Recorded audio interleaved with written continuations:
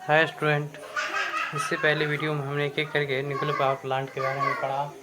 उसमें था classification of nuclear power plant, ठीक है, या उससे दूसरे शब्दों में type of nuclear power plant के बारे में देखा। उसमें एक एक करके न्यूक्लियर प्लांट के बारे में पढ़ा हमने कि आपके डिफरेंट टाइप न्यूक्लियर प्लांट कौन से होते हैं, ठीक है। तो उसके बाद आपका नेक्स्ट जो है इसमें लास्ट है। इससे पहले वीडियो में भी हमने डिस्कस किया था कि जो अगला वीडियो आपका बनेगा वो आपका लास्ट वीडियो होगा, ठीक है। तो ये वीडियो आपका लास्ट वीडियो है। इसमें हम नेक्स्ट जो लास्ट टॉपिक पढ़ने जा रहे हैं वो है liquid metal fast breed reactor power plant, ठीक है। ये power plant nuclear power plant का लास्ट टाइप का है। तो इसे शॉर्ट फॉर्म में हम LMFPR भी कहते हैं, ठीक है, पावर प्लांट कहते हैं। ये इसका बेसिक फिगर है, आप देख सकते हैं। ये रिएक्टर है सोडियम रेडियो एक्टिव, जो आप ईंधन के रूप में प्रयोग कर रहे थे, ठीक है। सॉरी, ईंधन के रूप में नहीं, इसका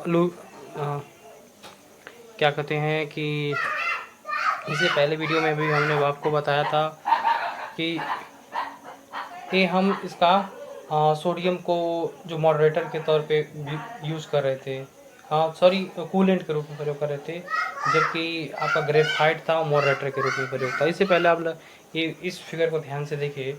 जो लिक्विड मेटल और रिएक्टर पावर प्लांट था उसमें आप एक एक करके देख सकते हैं। ये रिएक्टर था, प्राइमरी सर्किट था, एक आपका इकोनोमाइज़र है, सॉरी आपका इकोनोमाइज़र नहीं है, सॉरी, इसमें आपका हीट एक्सचेंजर है। तो हीट एक्सचेंजर था, मीडियम हीट एक्सचेंजर की आवश्यकता पड़ती थी, 2 हीट एक्सचेंजर की आवश्यकता पड़ती थी। प्राइमरी सर्किट था, ये सेकेंडरी सर्किट था। क्योंकि इसमें जो कूलेंट के रूप में जो हम सोडियम लिक्विड का प्रयोग कर रहे थे तो उसका क्या हो जाता था, रेडियो एक्टिव तत्व होता रहा था, जो पानी तथा वायु से क्रिया कर रहा था। तो इसलिए हमने क्या किया था, दूसरे आपका कूलेंट के रूप में हम आपका प्रयोग किए, ताकि क्या हो कि वो पानी से क्रिया न कर सके, ठीक है। तो ये आपका था, हमने एक एक करके डिस्कस किया। पोटेशियम यूज़ कर रहे थे, ये पोटेशियम दूसरा कूलेंट प्रयोग कर रहे थे। जो ये जो पहला हीट एक्सचेंजर था या प्राइमरी हीट एक्सचेंजर था, उससे ऊष्मा ग्रहण करके वो आपके सेकेंडरी आपके हीट एक्सचेंजर में जाता था। वहाँ पे पानी को गर्म करके स्टीम में जनरेट करने का कार्य करता था। सेम डायग्राम आपका इसमें भी है, आप देख सकते हैं एक करके। देखिए, आपका रिएक्टर है, ये प्राइमरी सर्किट है, ये आपका देखिए हीट एक्सचेंजर है, ये भी आपका हीट एक्सचेंजर है। ये आपका कंडेंसर पिछले वीडियो में जैसा था या अभी फिगर में था। ये आपका टरबाइन है, जनरेटर है, ठीक है। पंप है, ये भी पंप है, ये भी पंप है। ये लो प्रेशर पंप है, हाई प्रेशर पंप है, ये आपका पंप है सिंपल, ठीक है। तो ये आपका बेसिक फिगर है, देख सकते हैं पूरा, ठीक है। इसके बारे में थोड़ा सा हम पढ़ते हैं, डिस्कस करते हैं कि होता क्या है।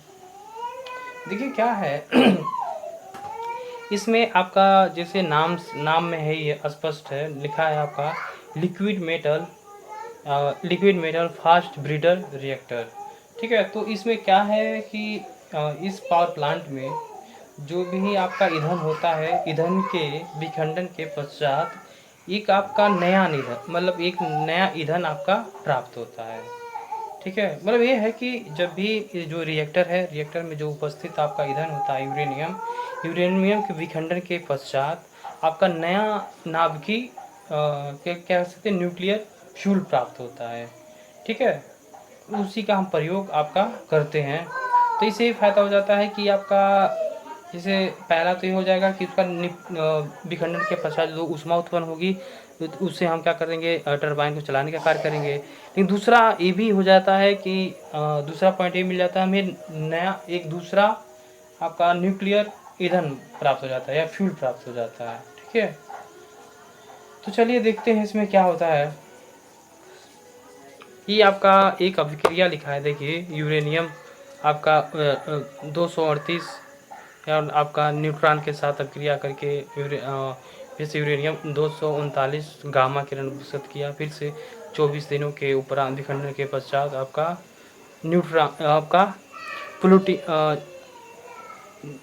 आपका NP एक नया मतलब आपका तत्व बनाता है 239। फिर से इसका 23 दिन के विखंडन के पश्चात बीटा किरण उपस्थिति में विखंडन होता है, तो आपका नया आपका ईंधन प्राप्त होता है, न्यूक्लियर ईंधन, जो प्लूटोनियम होता है, ठीक है। तो इसमें देखिए क्या है, जब हम यूरेनियम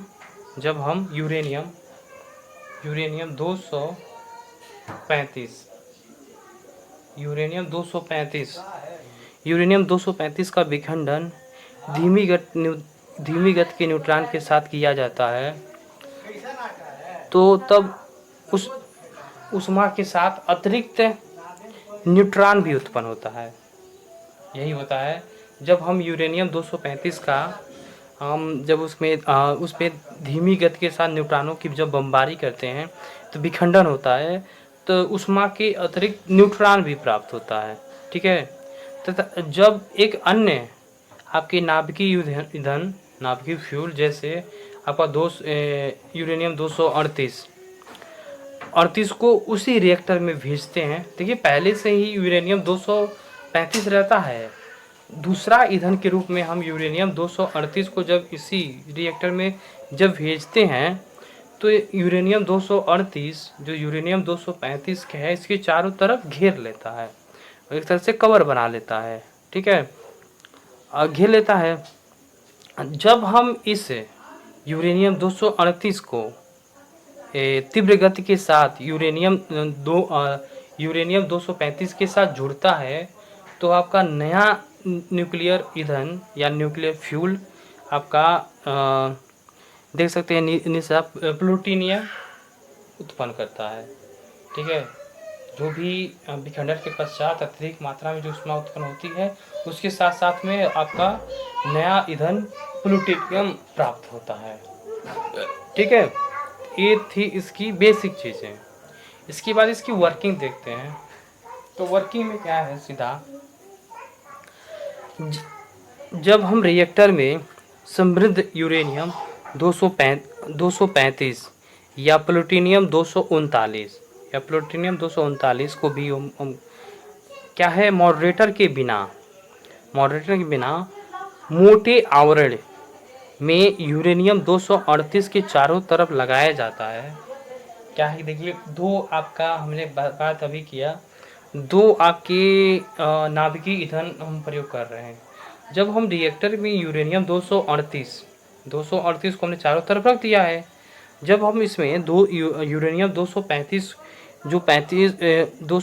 को ठीक है बिना आवरण के साथ जब इसमें विखंडन शुरू कराते हैं तो विखंडन से ठीक है इसमें इस्तेमाल से यूरेनियम 238 या आपका थोरियम 235 जो द्वितीय ईंधन जो 200 यूरेनियम 233 में कन्वर्ट हो जाता है। ठीक है, तो इस तरह से प्रक्रिया आपकी चलती रहती है। इसमें देख सकते हैं कि देखिए बेसिकली क्या है, हम यूरेनियम क्या है कि 235 है, तो उसके चारों तरफ हम यूरेनियम 238 को जब इसमें तीव्र गति के साथ जब इसमें जब प्रवाहित करते हैं या डाला जाता है तो उसमें विखंडन होता है।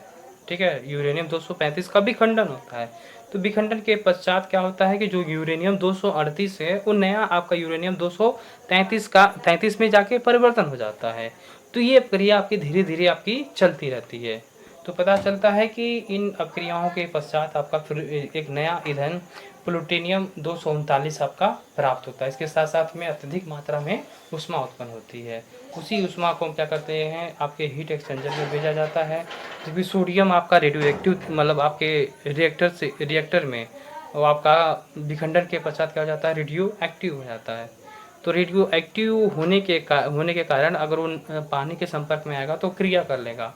तो इसलिए हम दूसरे आपके क्या कहते हैं दूसरे आपके सोडियम नॉन रेडियो एक्टिव तत्व मतलब वो अब ये पानी से क्रिया नहीं करती है। तो सेकेंडरी आपका कह सकते हैं हीट एक्सचेंजर है, तो उसमें आपकी ऊष्मा उत्पन्न होती है। उस ऊष्मा को हम क्या करते हैं टरबाइन पर गुजारते हैं, जिससे टरबाइन आपकी रोटेट होती है, जिससे जनरेटर भी आपका रोटेट होता है। तो जनरेटर इलेक्ट्रिसिटी जनरेट करने का कार्य करता है। तो ये थी इसकी क्रियाविधि। ठीक है, तो ज़्यादा कुछ है नहीं है इसमें। इसके बाद हम इसके एडवांटेज के बारे में पढ़ते हैं। देखिए एडवांटेज तथा डिसएडवांटेज आपका महत्वपूर्ण है कभी भी, चाहे कोई भी आपका न्यूक्लियर पावर प्लांट हो। तो इसमें देखिए LMFBR के लाभ, LMFBR के लाभ में देखिए इसमें मॉडरेटर की आवश्यकता नहीं होती है। इससे पहले वीडियो मतलब इसी वीडियो में हमने बताया क्या है कि एक मोटी आवरण या सील्डिंग की जाती है, ठीक है, सील्ड किया जाता है। मॉडरेटर नहीं यूज़ किया जाता है यहाँ पे, क्या है, बस हम कूलेंट यूज़ करते हैं। आपने अभी देखा जो सोडियम था यहाँ पे बस कूलेंट का प्रयोग करते हैं, ना कि मॉडरेटर के। इससे पहले जो भी आपका लिक्विड ए वाला देखिए liquid metal reactor power plant था, तो उसमें हम क्या करते थे, जो भी जो ग्रेफाइट था मॉडरेटर के रूप में प्रयोग करते थे तथा जो सोडियम को कूलेंट के रूप में प्रयोग करते थे।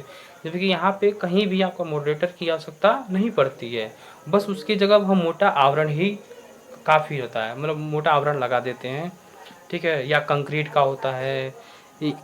होता है या शीशे का होता है, ठीक है, जो आपके न्यूट्रॉनों के जो गामा किरणों की रक्षा करता है। क्योंकि आप देखते हैं गामा किरण जब इसका विखंडन होता है गामा किरणों का उत्सर्जन हो रहा है, गामा किरणों से बचाने के लिए हम क्या करते हैं, उसके चारों तरफ शीशा या आपका कंक्रीट की सील्डिंग की जाती है, ठीक है।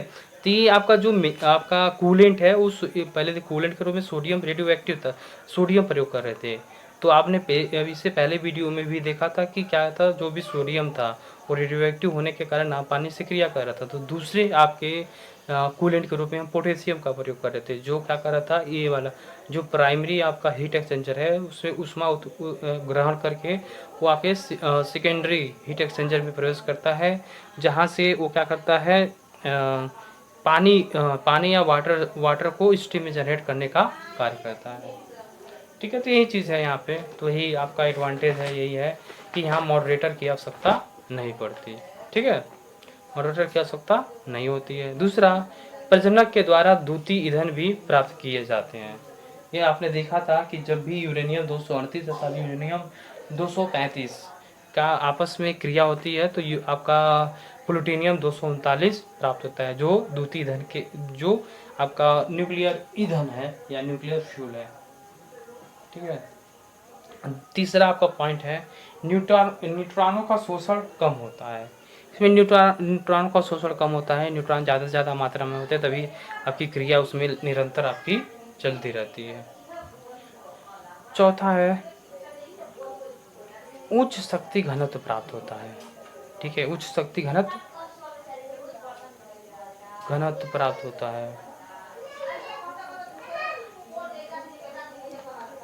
उसके बाद लास्ट है आपका पॉइंट है इसमें LMFBR की हानियाँ। लास्ट इसमें ये तो रहा एडवांटेज या लाभ था, दूसरा है आपका LMFBR की हानियाँ या डिसएडवांटेज ऑफ LMFBR। तो इसमें देखिए इसमें समृद्ध ईंधन की आवश्यकता होता है। जो यूरेनियम 235 है वो आपका समृद्ध ईंधन है, जबकि हम आपका प्राकृतिक ईंधन यूरेनियम का प्रयोग नहीं करते हैं, यहाँ समृद्ध ईंधन की आवश्यकता होती है, ठीक है। दूसरा, इसमें मोटी सील्डिंग की आवश्यकता होती है, क्योंकि हम मॉडरेटर का उपयोग नहीं करते हैं, तो इसलिए मोटी सील्डिंग की जाती है, आवश्यकता होती है, ठीक है। लास्ट है आपका न्यूट्रॉन जो फ्लक्स कोर के केंद्र में ज़्यादा होता है।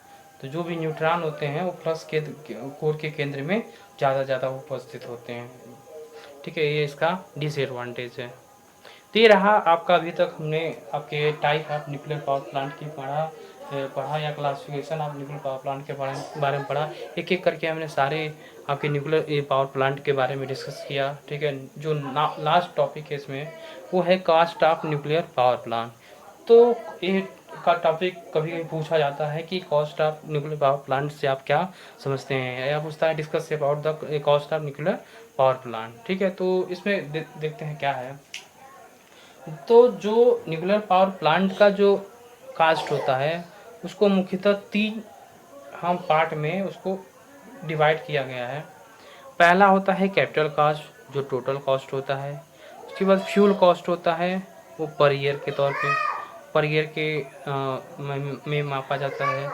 अदर ऑपरेशन या अदर मेंटेनेंस कॉस्ट होता है, वो आपके पर ईयर में उसको भी कंसिडर किया जाता है। तो सबसे पहले हम कैपिटल कॉस्ट के बारे में डिस्कस करते हैं। कैपिटल कॉस्ट होता क्या है, तो इसमें अब लिखने की ज़रूरत नहीं थी, जो बुक में है वही चीज़ें आपको इसमें लिखा जाएगा। तो उससे अच्छा तो मैंने कहा कि उसे समझा ही बस देते हैं। तो देखिए क्या है कि जो कैपिटल कॉस्ट से आप क्या समझते हैं? देखिए जो कैपिटल कॉस्ट क्या होता है कि यह एक ऐसा कॉस्ट है जो आपका सिर्फ एक ही बार लगता है, मतलब पूरे पावर प्लांट में सिर्फ एक ही बार उसका लगता है, जो कैपिटल कॉस्ट होता है। ठीक है, इसके अंतर्गत जो भी प्लांट के निर्माण की सभी पूंजियाँ सम्मिलित होती हैं। जैसे आप कह सकते हैं कि जो भी आप न्यूक्लियर पावर प्लांट जब भी निर्माण करेंगे तो उसमें जो भी आपके बनाने के लिए सारी मतलब कह सकते हैं जो कॉस्ट इंक्लूड होगा वो सारे आपके कैपिटल कॉस्ट के अंतर्गत आएंगे। ठीक है, इसके अलावा आपका दूसरा है, आपका देख सकते हैं फ्यूल कॉस्ट है। तो फ्यूल कॉस्ट क्या है? देखिए फ्यूल कॉस्ट के अंतर्गत आपके मतलब फ्यूल की कॉस्ट को कंसिडर किया जाता है। दूसरा आपका जो फ्यूल कंबंसन या कह सकते हैं दहन पूंजी होती है उसको कंसिडर किया जाता है। इसके अलावा जब भी आपका फ्यूल का कंबंसन होता है या दहन होता है उससे पहले जो भी तैयारी की जाती है उसमें लगा कॉस्ट भी आपका फ्यूल कॉस्ट के अंतर्गत आता है। इसके अलावा जो फ्यूल कॉस्ट के रख रखाव या मेंटेनेंस के लिए जो कॉस्ट आपका इंक्लूड होता है वो भी आपके क्या कह सकते हैं कि कहते हैं फ्यूल कॉस्ट के अंतर्गत आता है। इसको हम पर ईयर के तौर पे मापते हैं। ठीक है, अब देखते हैं आपका नेक्स्ट जो लास्ट है वो है other operation and maintenance cost. जो अदर ऑपरेशन या मेंटेनेंस कॉस्ट वो भी पर ईयर के रूप में मापते हैं। इसके अंतर्गत ये विभिन्न कॉस्ट आते हैं। वर्कर कॉस्ट आता है, इंश्योरेंस या बीमा होती है, वर्किंग कॉस्ट होता है, जो सामग्री होती है उसका कॉस्ट होता है, उसके अलावा फ्यूल मैनेजमेंट होता है या सेवाएं लागत होती है, अन्य जो सेवाएं होती हैं उसको कंसिडर किया जाता है।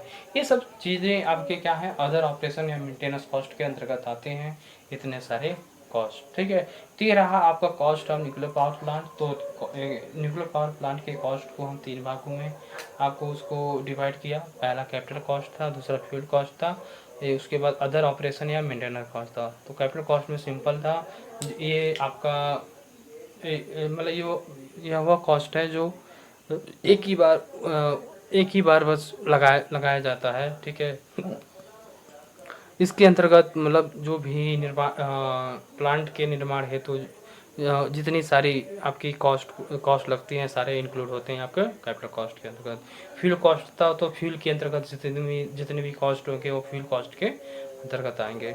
लास्ट है अदर ऑपरेशन या मेंटेनेंस कॉस्ट था, तो ये आपके पॉइंट थे। वर्कर कॉस्ट था, बीमा था, वर्किंग कॉस्ट था, सामग्री था, फ्यूल मैनेजमेंट या सेवाएं लागत थे, ये सब कॉस्ट थे आपके। एक लास्ट एक टॉपिक है उसके बारे में आपको मैंने मतलब ये आपका इम्पोर्टेंट एग्ज़ाम के पॉइंट ऑफ व्यू से इम्पोर्टेंट तो नहीं है बट जानना हमें ज़रूरी है कि जो भी हम न्यूक्लियर पावर प्लांट जब भी हम स्थापित करते हैं तो स्थल का चुनाव कैसे किया जाता है, मतलब जगह का चुनाव कैसे किया जाता है। इससे पहले जब वीडियो में जब हमने इससे पहले चैप्टर में जब हमने पढ़ा था आपका हाइड्रो इलेक्ट्रिक पावर प्लांट, तो उसमें आपके हाइड्रो इलेक्ट्रिक पावर प्लांट को स्थापित करते समय किन स्थानों को चयन करते हैं वो क्वेश्चन इम्पोर्टेंट था। लेकिन यहाँ पे तो इम्पोर्टेंट क्वेश्चन आपका क्वेश्चन इम्पोर्टेंट नहीं है, बट ये है कि जानना हमें ज़रूरी है।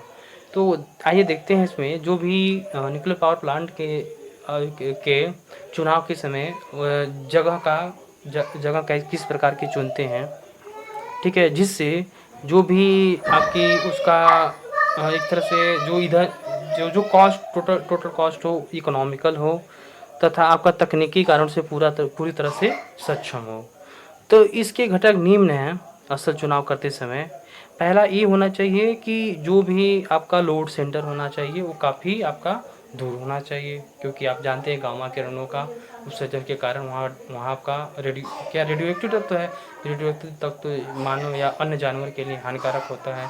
इसलिए उसको लोड सेंटर से आपका कह सकते हैं जो भी लोड सेंटर से दूर होना चाहिए, जो न्यूक्लियर पावर प्लांट होना चाहिए। दूसरा आपका पॉपुलेशन डिस्टर्बेंस नहीं होना चाहिए, मतलब ये है जो भी आपके भीड़ भाड़ इलाके से आपका दूर होना चाहिए। इसके अलावा जो भी लैंड है, जो भूमि होती है, यूजफुल नहीं होना चाहिए, यूज वाले नहीं होना चाहिए। इसके अलावा मौसम को ध्यान जाता है, वहाँ मौसम कैसा होता है, यहाँ वहाँ की कंपन गति कितनी होती है। इसके अलावा उसका जूलॉजी क्या होती है, उसके बाद उसकी हाइड्रोलॉजी क्या है।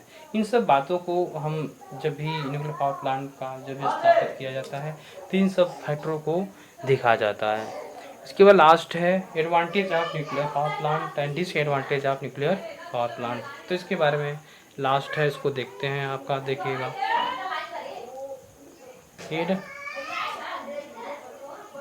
Advantage of nuclear power plant, advantage of nuclear power plant. ठीक है, तो एडवांटेज ऑफ न्यूक्लियर प्लांट में ये है, जो आपके इससे पहले जो भी हमने न्यूक्लियर पावर प्लांट के बारे में डिस्कस किया था, चाहे वो आपका हाइड्रो हो चाहे आपका थर्मल हो, तो जो उसमें ईंधन थे, कोयला था या पानी था या गैस थे, ठीक है, तो उस पर आश्रित था पूरी तरह से। ठीक है, आश्रित होता है कि अगर जब तक वो आपके फ्यूल रहेंगे तभी तक आपका उपयोग होगा। वो जहाँ भी कंज्यूम मतलब ज़्यादा से ज़्यादा खर्च होते थे, कंज्यूम होते थे। लेकिन इसमें नहीं है, इसमें कम ही ईंधन से हम क्या करते हैं, पावर प्लांट को चलाने का काम करते हैं। तो इसमें ये होता है कि हम बस अब इसका जो भी ईंधन के संसाधन है उस पर ज़्यादा आपका क्षय नहीं होता है, ज़्यादा मतलब उसमें आपका कंजम्पशन नहीं होता है। ठीक है, इसके अलावा इसमें आपका अत्यधिक भंडार की आवश्यकता नहीं होती है। जैसे कोयला आपने देखा था, वहाँ पे हम क्या करते हैं, कोयला भंडार सेंटर बनाते हैं, ताकि अगर कोयले के मतलब आगमन में या कहीं देर हो जाए तो उसका क्या नाम है, प्लांट का जो भी अब हो रहा है उसमें रुके ना। ठीक है, लेकिन इसमें ये फ़ायदा वही है कि इसमें कोई भी भंडार की आवश्यकता नहीं होती है, तो स्टोरेज की नीड या आवश्यकता नहीं होती है। ठीक है, ये पॉइंट था। इसके बाद आपका है नेक्स्ट है, इसमें जो भी ये पावर का उत्पादन ज़्यादा है, तो पावर जनरेशन जो रेट है, पावर जनरेशन रेट है वो आपका ज़्यादा है। ठीक है, पावर जनरेशन रेट आपका ज़्यादा है। इसके अलावा इसकी जो इफ़िशेंसी है काफ़ी आपकी उच्च है, जो इसकी इफ़िशेंसी है काफ़ी आपकी हाई है। ठीक है, इफ़िशेंसी आपकी हाई है। इसके अलावा ये वातावरण को कम प्रदूषित करता है, तो ये है इन्वायरमेंट को या वातावरण को कम प्रदूषित करता है, ठीक है, लास्ट है इसमें आपका ये इसकी कैपेसिटी उच्च होती है, जो इसकी कैपेसिटी होती है वो भी आपकी हाई होती है। ठीक है, इसकी कैपेसिटी भी हाई होती है, इसकी जो एफिशिएंसी होती है वो भी आपकी हाई होती है। उसके बाद डिस्कस करते हैं disadvantage of nuclear power plant. ठीक है, डिसएडवांटेज डिस्कस करते हैं। तो इसमें जो है जो इसकी इनिशियल जो कॉस्ट होती है वो आपकी ज़्यादा होती है, ज़्यादा होती है। उसके बाद है आपका इसमें जो कुशल जो आपके स्किल वर्कर, इसमें आपकी स्किल वर्कर की ज़रूरत पड़ती है, स्किल वर्कर की ज़रूरत पड़ती है। ठीक है, तो ये इसका डिसएडवांटेज क्या है, इनिशियल कॉस्ट आपका ज़्यादा होता है तथा आपके स्किल वर्कर की ज़रूरत पड़ती है। दूसरा, ये आपका रेडियो एक्टिव तत्व काफ़ी अच्छा था। इसके अलावा नेक्स्ट जो टॉपिक है, इसकी सुरक्षा के लिए हमें उच्च कोटि की ज़रूरत पड़ती है, क्योंकि दिक्कत ये है कि रेडियो एक्टिव तत्व है, तो इसकी सुरक्षा के लिए हमें उच्च आपकी कोटि की ज़रूरत पड़ती है। मतलब आप सुरक्षा के लिए आपको हाई चीज़ें लगाना पड़ता है। ऐसा नहीं है कि उसकी सुरक्षा के लिए या सेफ्टी के लिए हम उसको ध्यान में रखना पड़ता है, उच्च कोटि की तकनीक की आवश्यकता पड़ती है। इसके अलावा शक्ति उत्पादन लागत भी आपका अधिक होता है। इसकी यहाँ आपने देखा था कि जो भी इसकी पावर का जनरेशन रेट आपका ज़्यादा था, लेकिन जो इसका पावर जनरेशन जो रेट है वो आपकी काफ़ी अधिक होता है। ठीक है, तो ये रहा आपका disadvantage of nuclear power plant. तो इस तरह से आज की वीडियो में लास्ट वीडियो रहा आपके न्यूक्लियर पावर प्लांट का। ठीक है, इस तरह से ये न्यूक्लियर पावर प्लांट आपका ख़त्म हो गया। नेक्स्ट वीडियो में हम डिस्कस करेंगे नेक्स्ट चैप्टर। अब नेक्स्ट चैप्टर जब डिस्कस करेंगे तब बताएंगे आपको क्या पढ़ना है। तो लेकिन ये रहा आपका, अभी तक हमने थर्मल थर्मल पावर प्लांट के बारे में पढ़ा। दूसरा आपके हाइड्रो पावर प्लांट के बारे में पढ़ा। जो तीसरा रहा वो था आपका न्यूक्लियर पावर प्लांट के बारे में। तो आप इन तीनों चैप्टरों को आप ध्यान से पढ़िएगा। आपकी एग्ज़ाम के पॉइंट ऑफ व्यू से आपके काफ़ी इंपॉर्टेंट हैं। ये आपके 30 नंबर के क्वेश्चन आते हैं, यहाँ से आपके 30 नंबर के क्वेश्चन आते हैं। इसके बाद वाले जो भी क्वेश्चन पढ़ाए जाएंगे वो 25 नंबर के क्वेश्चन 20 नंबर के क्वेश्चन आते हैं। उसमें जो भी इम्पोर्टेंट क्वेश्चन आपके चैप्टर हैं पहले हम उनको डिस्कस करेंगे। ठीक है, ताकि अगर हमें कभी समय थोड़ा बहुत मिला तो आपके बाकी चैप्टरों को डिस्कस किया जाएगा। लेकिन जो इम्पोर्टेंट क्वेश्चन है पॉइंट एग्जाम के पॉइंट ऑफ व्यू से उसको हम पहले डिस्कस करेंगे। तो इन तीनों चैप्टरों से आपको इम्पोर्टेंस बताया हूँ कि आपका ज़्यादा नंबर का इम्पोर्टेंट है। ये आपके टोटल 30 नंबर का आपका कवर करता है तीनों चैप्टर। तो काफ़ी इजीली था, आप देख सकते थे।